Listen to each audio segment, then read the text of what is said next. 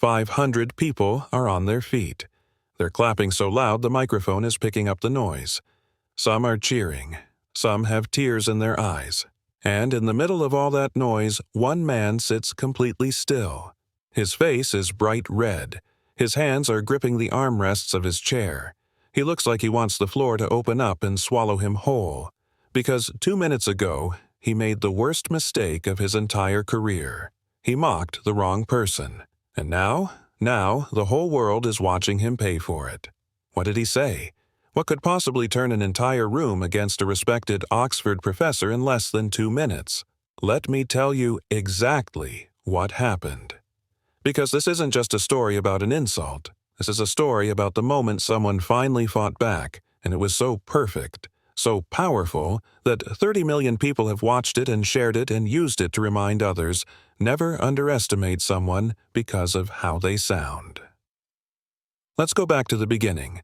It's March 2023, London, a massive conference hall inside one of those fancy hotels with gold trim and crystal chandeliers, the International Conference on Global Education.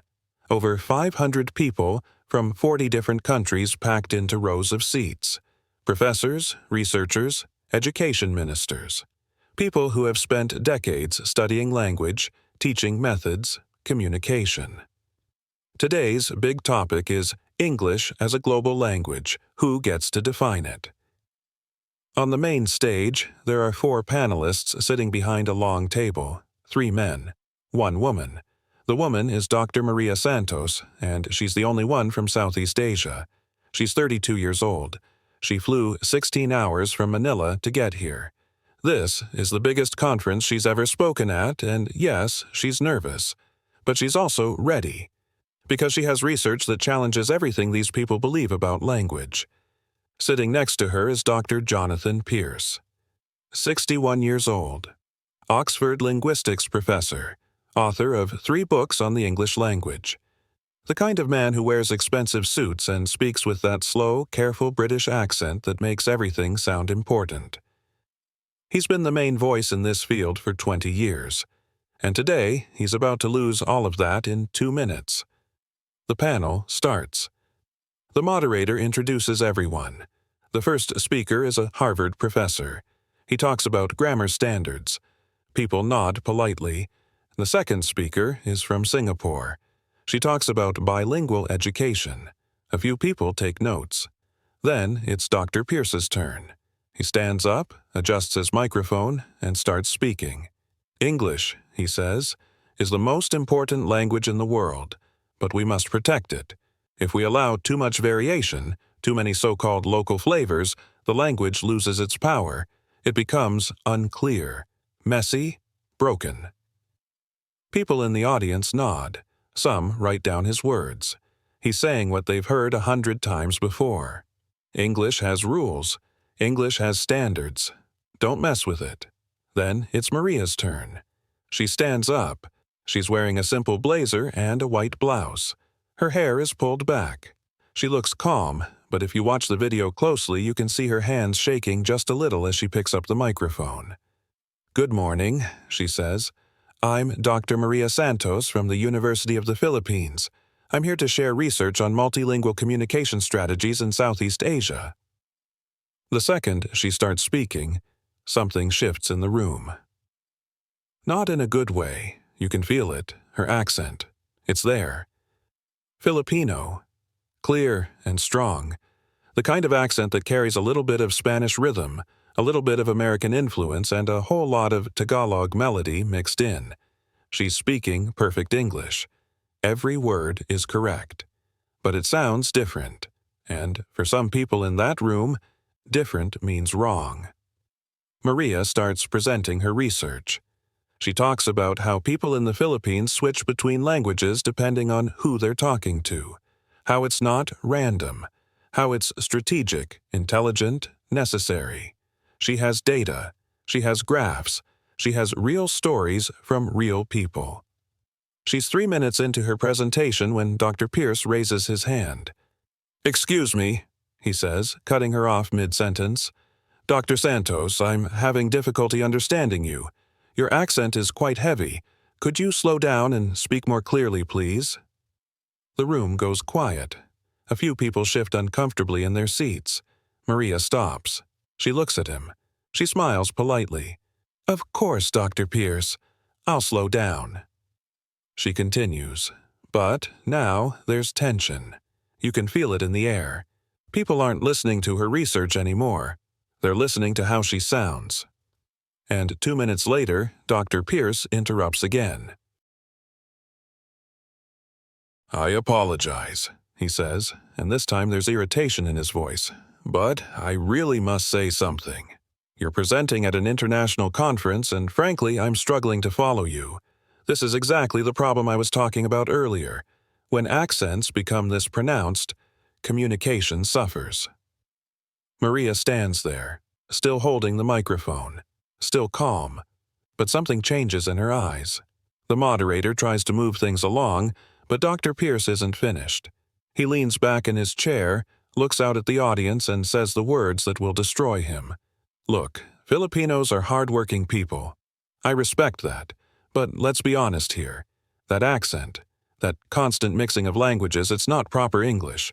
You sound like you're speaking 3 different languages at once, and none of them correctly. If you want to present at this level, you really need to work on your pronunciation. The room freezes. Complete silence. Not the good kind. The kind of silence where everyone is holding their breath because they know something bad just happened. The Harvard professor looks down at his notes. A Singapore speaker's mouth opens slightly in shock. People in the audience glance at each other. And Maria? Maria just stands there. For 5 full seconds, she doesn't move, doesn't speak, just looks at Dr. Pierce with this calm, steady expression. Then she does something no one expects. She smiles. Not a fake smile, a real one. The kind of smile that says, okay, you want to do this? Let's do this. Dr. Pierce, she says softly, may I respond to that? He waves his hand like he's doing her a favor. Of course, go ahead. What happens next is 2 minutes that will be replayed millions of times. 2 minutes that will end his reputation. 2 minutes of the most polite, devastating, perfectly crafted destruction you've ever seen. Maria takes 1 step forward. Her voice stays soft, but now every single person in that room is listening. Dr. Pierce, you said my accent makes communication difficult. That's interesting. Because last month I presented this exact research in Tokyo. My audience had professors from 12 countries: Japan, Brazil, Egypt, Germany, Kenya, South Korea, and, yes, 2 from the United Kingdom. Not one person had trouble understanding me. In fact, several thanked me afterward for speaking so clearly. Dr. Pierce shifts in his seat. Maria doesn't stop. You said I sound like I'm speaking 3 languages at once and none of them correctly. You're partially right. I do speak 3 languages: Tagalog, English, and Spanish. I switch between them depending on context, audience, and need. That's not confusion, Dr. Pierce. That's called code switching. It's a documented linguistic skill, one that requires more cognitive ability than speaking just 1 language your entire life. A few people in the audience start nodding. Someone near the front quietly says, Yes? Maria's voice gets a little stronger. You suggested I need to work on my pronunciation. That's fair, but let me ask you something. How many languages do you speak fluently? Dr. Pierce clears his throat. I speak English, obviously, and I studied French during university. So, 2, Maria says. I speak 3 fluently. I can communicate effectively in 2 others. Now, let me tell you what my imperfect English has accomplished. She pauses, looks directly at him. Last year, I worked with a medical team in rural Mindanao after Typhoon Odette. We were teaching health workers how to communicate COVID safety protocols to villagers who spoke 6 different dialects. I switched between English, Tagalog, Bisaya, Cebuano, Ilocano, and Waray in the same afternoon. Because I could do that, we reached over 12,000 people. We distributed medicine. We set up clean water stations. We saved lives. The room is dead silent now. People have stopped taking notes. They're just watching. My accent didn't break down communication, Dr. Pierce. It built bridges. And let me tell you what else this messy, incorrect English has done. It helped a Filipino nurse in New York hold the hand of a dying man and comfort him in his last moments. It helped a teacher in Dubai explain math to kids from 9 different countries. It helped a call center worker in Manila guide an elderly woman in Texas through setting up her phone at 2 in the morning. That broken English you're criticizing? It's working, every single day, while you sit here worrying about pronunciation. People start clapping, slowly at first, then louder. Maria keeps going. You've had the privilege, Dr. Pierce, of speaking one language your whole life and being told it's perfect. I've had the challenge of learning 3 and being told none of them are good enough. But here's the truth. I can walk into a room in Manila, Tokyo, New York, or right here in London and communicate. Can you do the same in Tagalog, in Bisaya, in any language that isn't English? Dr. Pierce says nothing. His face is burning red. Maria takes a breath. Her final words are quiet, but they hit like thunder. I have an accent, Dr. Pierce, and I will never apologize for it. Because my accent represents survival. It represents adaptability. It represents millions of people who don't have the luxury of speaking one language perfectly. So we speak many languages imperfectly and somehow still run hospitals, teach children, build businesses, and yes, conduct research. If you couldn't understand me, that's not my failure. That's yours. The room explodes. That's the moment. That's the standing ovation from the beginning. 500 people on their feet, clapping, cheering, some crying. The Singapore speaker stands up first and claps the hardest. The Harvard professor is nodding with both hands over his heart.